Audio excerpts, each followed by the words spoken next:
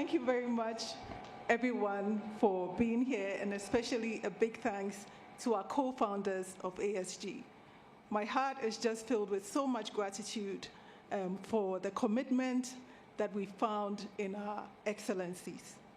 And so this is a favorite part of today's program because the students have so much to ask our excellencies. And so without wasting much time, I'd like to call to the stage our first co-founder, His Excellency Haile Mariam Desalegn.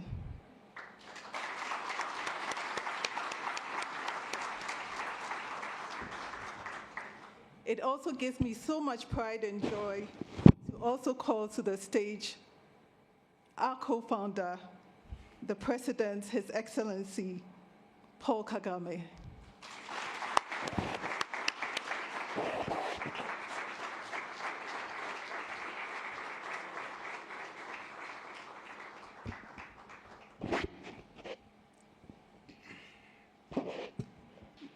Your Excellencies, all week we've been interacting with our students, and they've talked a lot about what their vision is.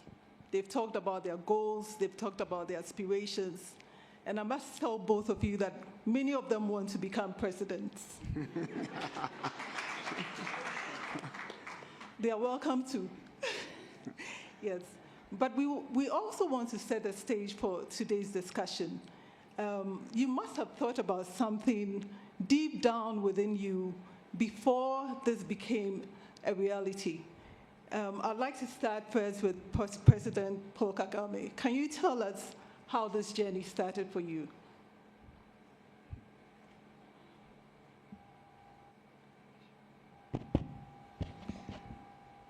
Well, the journey started with trying to understand who we are, where we come from,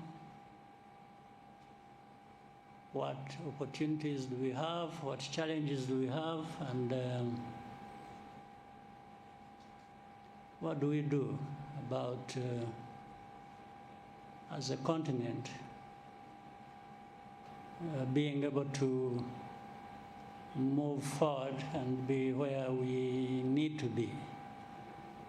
And with also the understanding that our continent, Africa, has everything, in my view, to stand shoulder to shoulder with other continents in the world. But at the same time, we look around, we find there's one thing missing here or there, and in fact,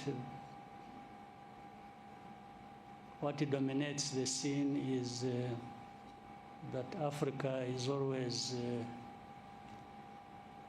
an afterthought for people when it comes to putting value where it belongs, talking about people of the different parts of the world.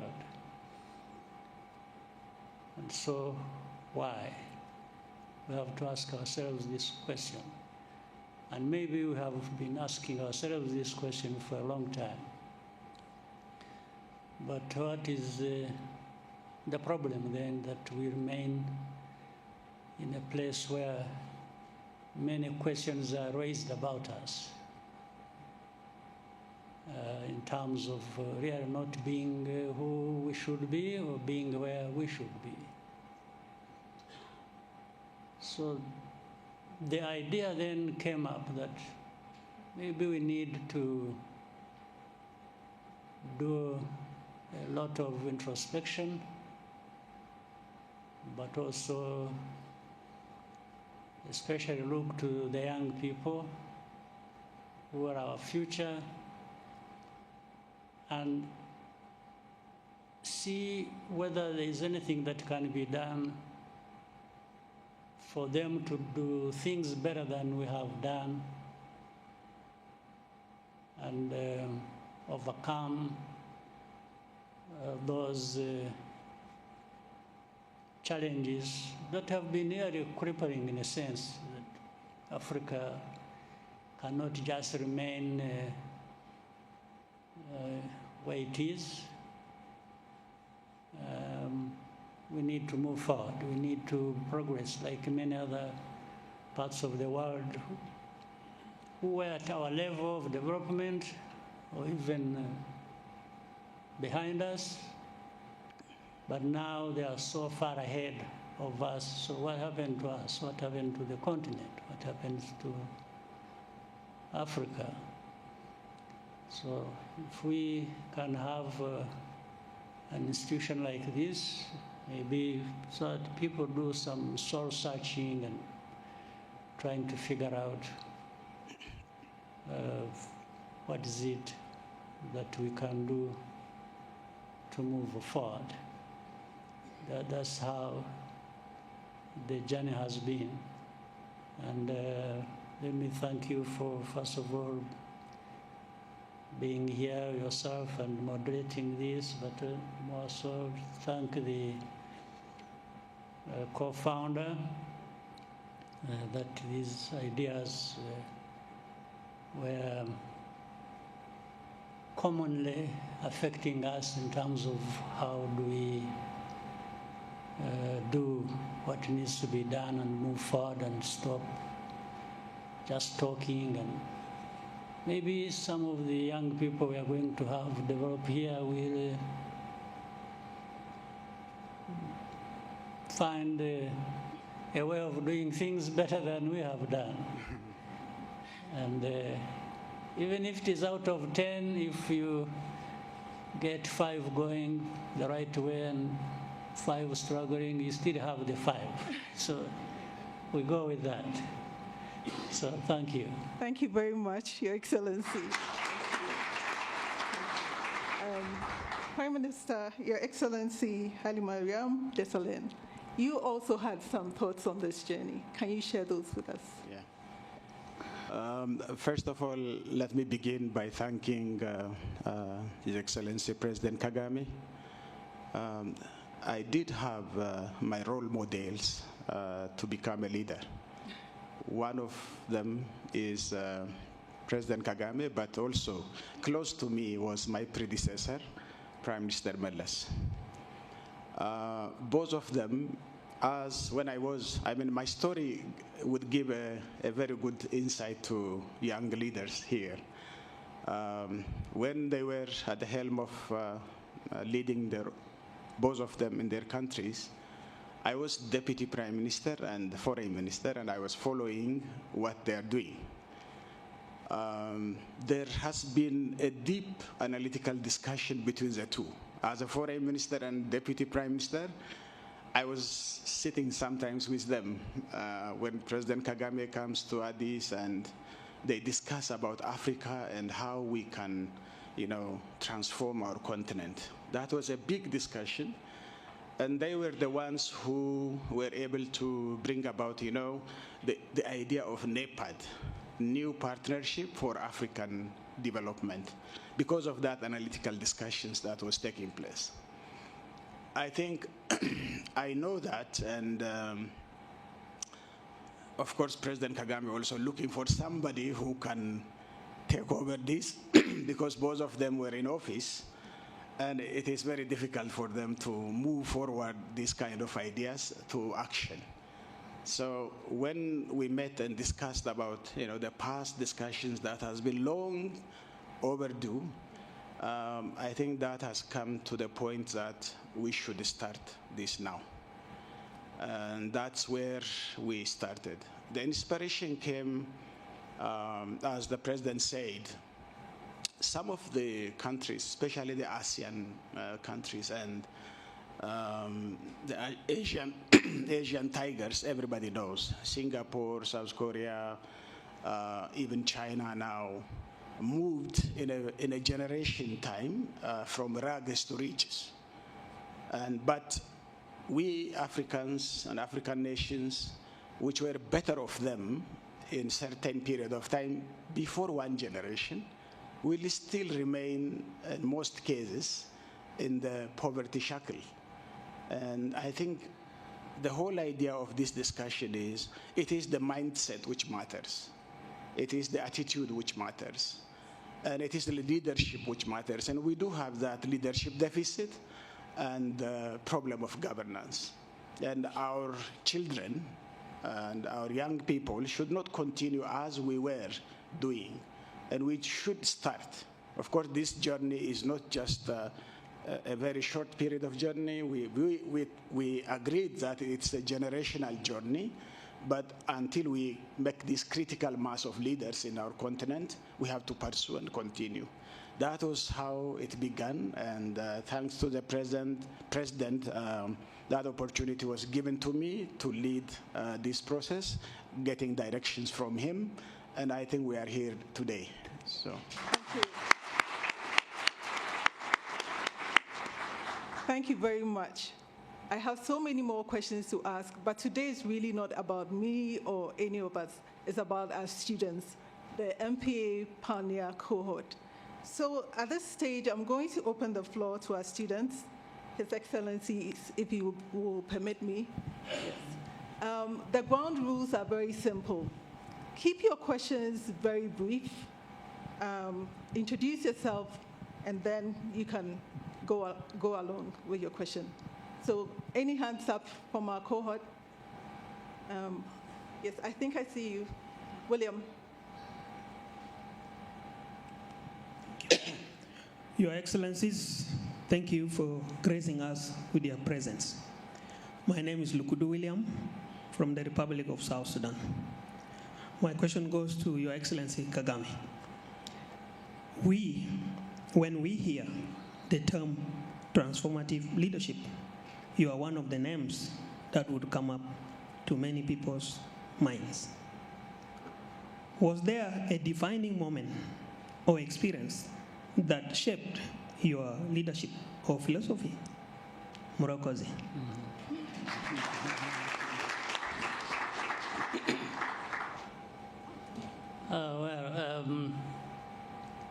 There will always be those circumstances, moments that impact people's lives. Doesn't matter where or whom it happens. I had my own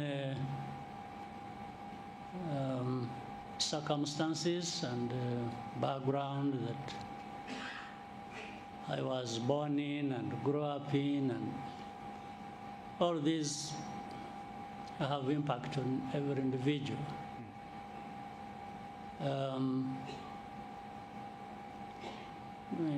Briefly, let me try to cut the wrong story. My life story is very long. I try to cut it short.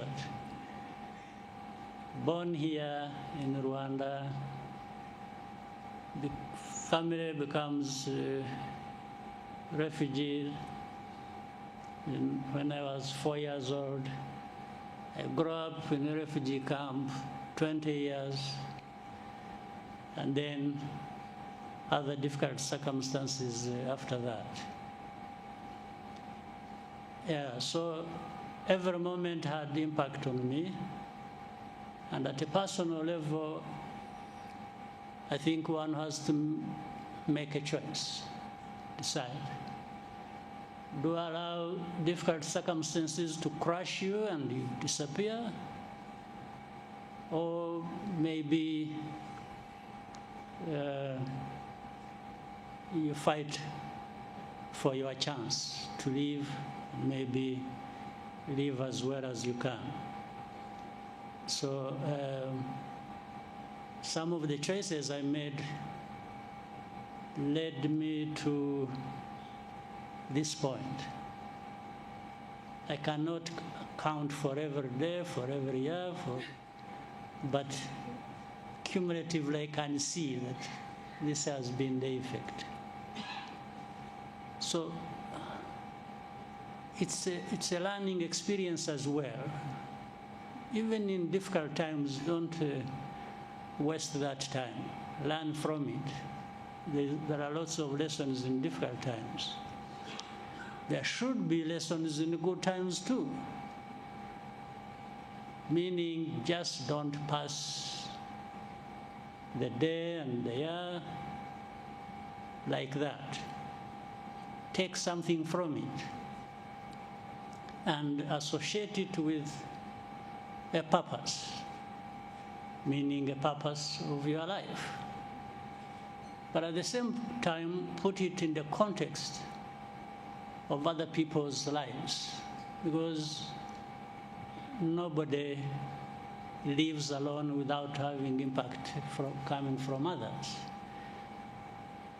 And that's how the idea in anybody's mind probably would be formed, to start saying, what do I do? And it increases, the ability increases with the age. Of course, when you're very young, this hasn't formed up yet. So that's really how I was impacted. But I was impacted personally, but the environment, the context, and circumstances I grew up in with others. That's how, with other young people like me at the time, as we were growing up, came together and tried to find ways of fighting back on these challenges and finding our way. Even if you are not sure what is going to be the outcome, the effort is worth the while. You need to put in the effort, and then you live 1 year at a time. Yes, definitely. Sometimes you can live 5 at a time if you have a chance.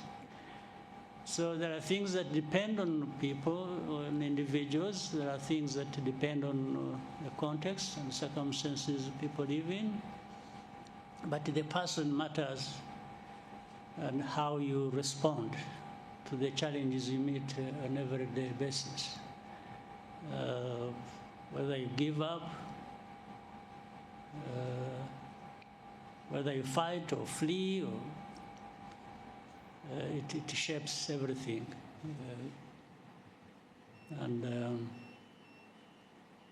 Yeah, that's as much as I can give you today. Thank you so much. Thank you so much, Your Excellency. This is truly a master class in leadership, and I hope our students are taking note. We'll set questions for you. All right. Thank you very much, Your Excellency. So any more questions? I still think there are some more hands up. Lady in white? Yes. Thank you very much, Your Excellencies. My name is Chido Chashengube. I'm from Zimbabwe, and I'm a proud member of this pioneer cohort. Your Excellency, Prime Minister Desalegn, in your own journey as a transformative leader, what part of leadership have you found most unexpectedly difficult? Thank you.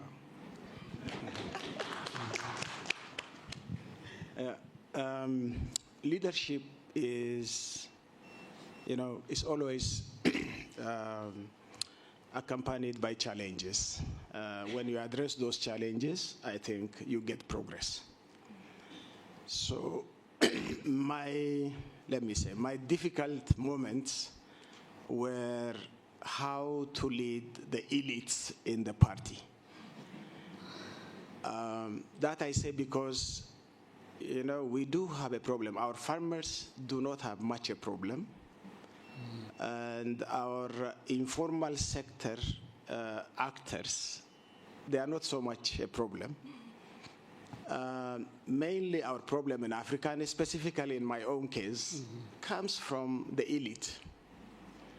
There is a struggle between selfless leadership and commitment and elite capture. So I think that struggle, sometimes it's daunting and very daunting challenge. And if you win, you progress. If you don't, then you take the country back. So I think this was one of the daunting challenges. It is also related to, in Africa, as you said, we are a very diverse continent. And even within each African country, you do have ethnicity, religion, the age diversity, the gender issues. Everything has its own meaning.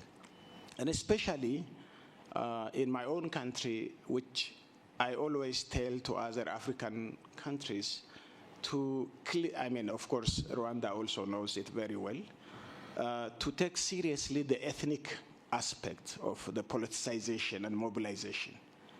This is very dangerous. And it ended up, in war and fightings and all those things. And I think that was one of the basic things. The second one is standing still, becoming prisoner of the past. Some people, they are not flexible. The world is changing very fast. It's very dynamic, and you need to adapt to those kind of situations. But nonetheless, leaders become stagnant somewhere. And when they stand still, things doesn't move. And that happened in my case.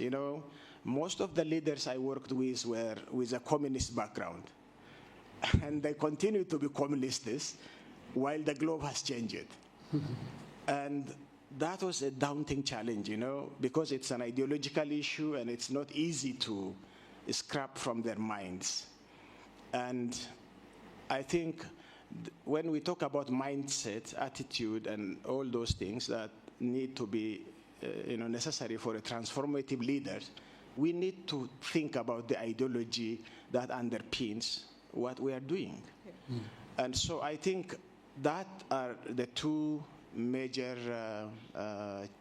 challenges I encountered. I can enumerate many, but the outstanding ones are, I might say, these ones. Thank you very much for being honest and sharing the most difficult moments with us. For those who wanted to be presidents, I'm not sure if you still want to be president. Okay. Your Excellencies, there are more questions, if I have your permission. Sure. Yeah. Yes, I think there's a lady with a nice bun. Yes. Thank you. My name is Tariba Traore. I am a proud Pioneer Court member from Mali. Oh, yeah. My question is for President Kagame.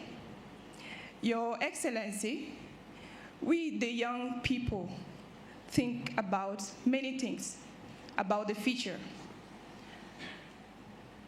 Employment, peace and security, natural resource management, so much more.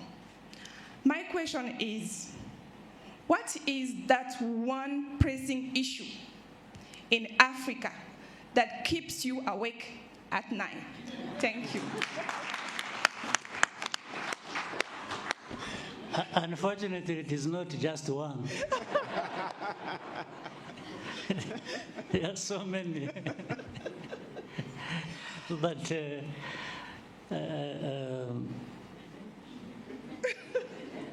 it's difficult. As I said earlier, you keep asking yourself. Now, let me start by saying, as young people growing up, and you said you ask yourselves many questions, and in fact, that's where it starts from. It's good to be asking yourself those questions, but keep also interrogating yourself and saying,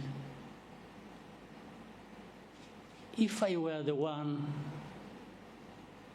with the responsibility, if I were president, like you said, some of them want to be president, it's not a bad thing, but you have to be prepared to do the right thing. So then you interrogate yourself and say, if I were the one, how would I go about solving that problem? Don't just complain. Don't just criticize. Go beyond that and in you, have a discussion with yourself and say, well, but if I were the one responsible, in charge, I would do this about this problem. So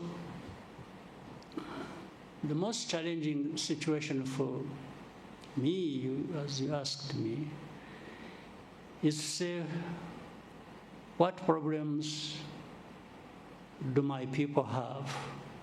What do we have to address? Before you go to the rest of the continent, I start with my own situation. And anyway, some of the situations here are similar to what happens in the rest of the continent. So the whole night I'm asking myself, how do we overcome these, some of them existential challenges? How do we, and it's not just about me also thinking I can be the one to address it. It's also about saying, how do we bring Rwandans to understand that each one of them has something to contribute to addressing Rwanda's problems, their own problems. But of course, the bigger challenge is with me, if I'm their leader, to be saying, yes, for the failures of the rest not thinking about what their responsibility and contribution to this is, they also, for them, they have the right to turn around and blame me for everything. So I'm primarily trying to make sure that we find a way of addressing the challenges we have. Poverty, well, you know, our history of division and security and so on and so forth. I can't, an individual, it doesn't matter how good you are, you cannot deliver on them without making everyone else contribute to that and understanding what the problem is and what can be done to address it. So that is my challenge every day. It's thinking, how do we, there are many problems, but how do we get together to make an impact on the outcomes we want to be as good as we want them. It's a general thing. It's not just one particular problem you think about. You think about poverty alone. When there is security here, then there is divisive politics there, then there is dealing with the rest of the world, which is another problem of its own. You see, like in this country, Rwanda, with our history and so on and so forth. Rwanda is a small country. It's 14 million people, very small, geographically heavily, densely populated. But the amount of scrutiny and attention and actually injustice even brought to us by the rest of the world is incredible. So we have to deal with that as well. There are these big challenges of our own we have, then we have another big problem of how the rest of the world, the big powers, whom you would even think they should have no time to think about us. They should just be ignoring us as, but they really pay attention. And they pay attention for the wrong reasons. Because they want to dictate whether if you're going to walk, you start with your right foot or the left foot. If you're going to have your dinner, what food do you eat? And if we are going to choose leaders, they have their own list of leaders they want to see there. It's something we live with every day. It's a big challenge. So, my friend, the challenges are so many, but you are welcome to think about and aspire to be a president or prime minister, so that I'm not alone or prime minister is not alone in facing these global challenges. Thank you very much. Thank you very much. Honestly, I can't imagine the number of sleepless nights. I'm surprised you're still here. But I really have good sleep when I have time. I've never had problems of my sleep. Yeah. I think it's a blessing in a sense. Great. Thank you so much. I think I'll take one more question, if you will permit me. Any more hands? Okay, I think there's a lady in red. The women are challenging the men today. Thank you very much, Your Excellencies. My name is Kevin Kalulakot, and I'm from Uganda. I have a question for both Excellencies. What do you expect from us, the pioneer cohort, and what do you expect from us as the next generation of African leaders? Thank you.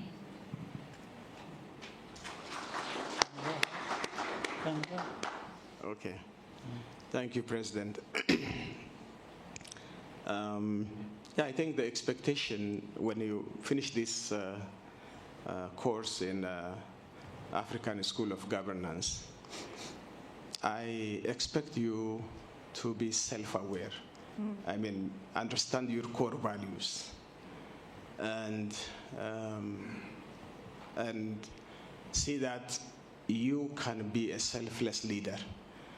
And our aim is to see this is my turn to eat, from this is my turn to eat to this is my turn to sacrifice. I think this is it. You know, oftentimes when I travel to some African countries, even the population is saying, you know, this is their turn to eat. I think this mindset has to change. As leaders, we are here to sacrifice and pass through daunting challenges. When the president was saying, I was looking into, when you know that you are the ultimate person which gives the final decision on millions of people's life, that is a very difficult task. And that calls for, you know, somebody who has a clear direction, purpose, who understood his own calling properly, who has searched his soul properly. So I think the school is here to help you to search, but it's you who should be doing that. The school cannot do that. So I think the individuals are the ones who should know it. You should be compassionate. I think it's not just power and authority which matters. It is empowering others to unleash their full potential to deliver on the cause is much more important.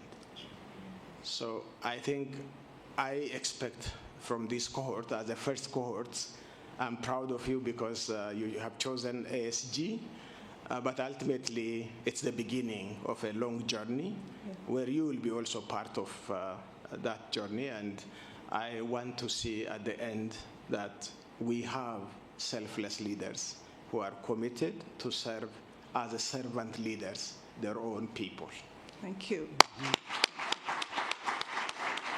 Your Excellency, President. Well, I'll be short in this. What we expect of whether first cohort or any others that will come of the young people is simply, let me treat it in reverse. When you are there, young people, what is your expectation about us? What is it? What do you want us to do vis-a-vis where you want to go or your needs?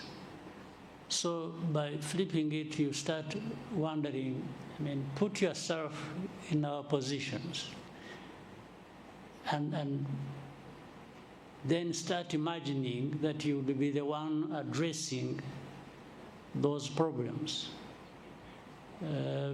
So you already have framed what we want of or from you. Yes, it's that responsibility, it's that journey you have to travel to be like leaders you are talking to, in a sense, or addressing the challenges they face in their responsibilities. So put yourself in that, always in that position, even when you are here. That's what I'm saying, doesn't matter what cohort. It's what are you here for? What is the purpose? And therefore, how do you translate? You are not here to just earn a degree or a second degree. There are many people who study, get as many degrees as they can. It's a good thing in itself. But at the same time, there is a much bigger thing, and even better is if you can use this knowledge you have acquired and then deal exactly with the same problems that and challenges we are talking about of individual countries or the continent or other global challenges. How you immerse yourself in making your contribution and having an impact on the process of dealing with the challenges is what we expect from you and the cohorts of different generations. Thank you very much. Thank you. The expectations are very high, and I'm very sure that our cohorts and those to come will make us very proud. Thank you. So I think we'll have a final question. 2 hands. I'm sorry, I may have to favor a woman again. Lady in green.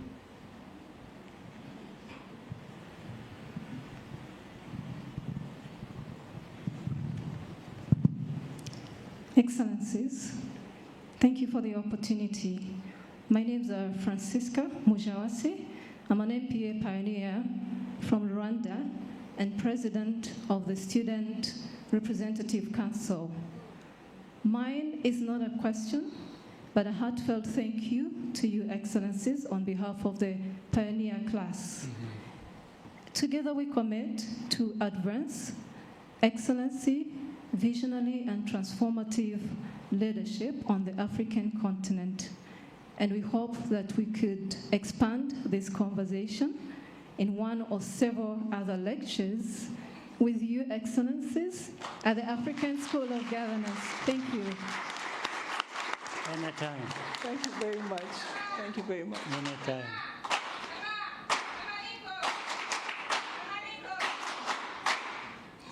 Thank you. Thank you. Very good. Please. We're done? I think we're done. Thank you Very much.